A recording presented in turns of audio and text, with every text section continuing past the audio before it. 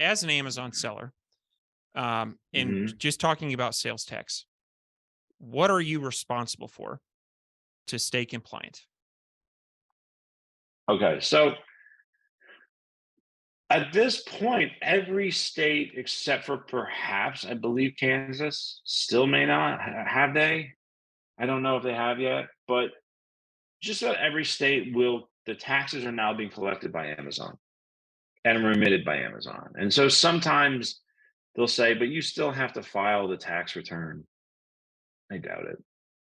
Okay. Like if you don't, like I mean, like California, for example, will say, and every state has their own approach. But California, for example, even California, the evil one, right, will say if your only business activity is on Amazon, you do not need to even be registered for sales tax anymore. Okay. If your only business is with Amazon. Now, if you have a Shopify business, that's a different story. But right. And some states say, well, what you're supposed to do is register and then report your Amazon sales as exempt sales or marketplace facilitator sales on the taxes. So it doesn't get picked up as taxable, but at least it's being reported. But really, the way these laws are written is Amazon is officially the retailer now. Now, our argument was they were the retailer before the law changed too, but there's a whole nother uh, shady side to why that didn't that didn't happen. Uh, but the reality is that it is Amazon store, so you're not really responsible, generally speaking, for anything. And even if you were, like, what's the harm? Like, let's say the state of Alabama said you should have filed a tax return in our state, and you did. Well, what did they not get by you not filing that tax return? If it's just sales tax, we're just talking about sales tax. Not, Tax is kind of a scary thing, like to a lot of people. They don't know it is. what exactly they need to do to be compliant. From a seller standpoint, you see that like on an invoice, you see the taxes coming on the sale, but you never see that cash. And so what we see is a lot of sellers don't do anything. And I think when you don't do anything, you have this little man in the back of your head saying, this may be an issue for you up the road. And so, from what I'm understanding from you, based on how things are set up, if you're selling on Amazon, Amazon is taking care of that for you. Is that fair? In just about every state, I believe, except for perhaps Kansas, and I believe that'll probably change in the very short near future, maybe Missouri. But my guess is it's so immaterial. And we actually believe it's against the law for you to be responsible for the taxes on Amazon. This is one of our arguments in the Internet Tax Freedom Act, because the Internet Tax Freedom Act says that that online stores must be taxed in the same manner as physical stores. And we say, look, Amazon's like a consignment store, right? I give them my inventory, but it's their cash register, it's their credit card, it's their customer. They're the ones charging my customer. So they're like the consignment store. And they when I go to a consignment store in the middle of the city and I give them my inventory and I say, okay, you go sell it, they're responsible for the sales tax. It's their stores, their cash register, right? I just take whatever they just say, hey, I sold your stuff, here's your money. Great. And that's how Amazon should work too.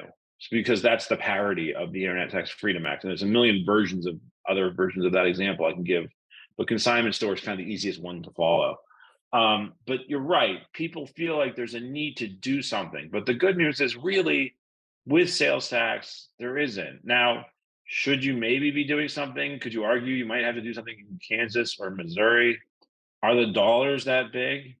I mean, that's the other thing, right? Like, I mean, there are people who, you know, you may have to register to pay. Like Washington State, for example, will say you should still register and remit a tax return. Why? Because Washington State has a business and occupation tax.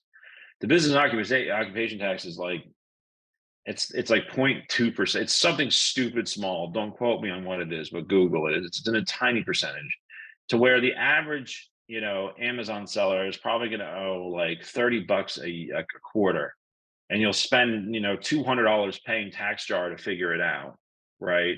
It's just not even worth it, right? Like, I mean, you have to use your brain and realize like the states are the ones who are acting out of order right now.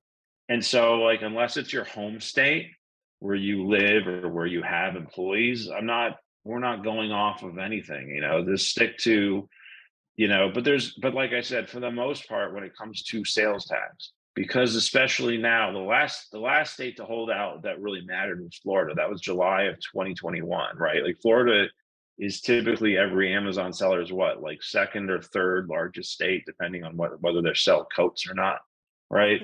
Um, so Florida took a while to get there, but at this point, pretty much any state that matters, the tax is being collected by Amazon by law, and it's being remitted by Amazon. And it is Amazon's responsibility, primary responsibility as a taxpayer, to remit those taxes under what's called the Marketplace Facilitator Law.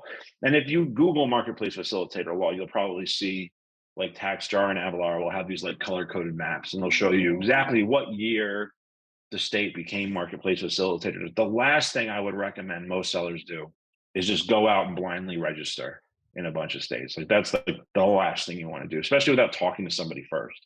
And when I say somebody, I don't mean to be self-serving, but talk to me, talk to a lawyer. Don't talk to TaxStar Avalara because their answer is always you need to register.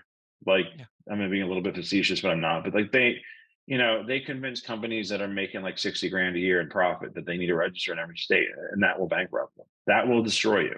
You just don't understand what it's like to be registered in those states because it isn't going to end at sales tax. It's income tax too. And it's not like, you're like, well, income tax. Let's say I pay $10,000 of income tax to state of the state of Oregon, and now 49 or 45 other states want my income tax. Well, do I have to pay all of it to them? Well, technically, there's a division mechanism, so you don't have double tax. So you're not even really even going to be paying. It's not that you necessarily would be paying a lot more tax because of this, but the filing fees. I mean,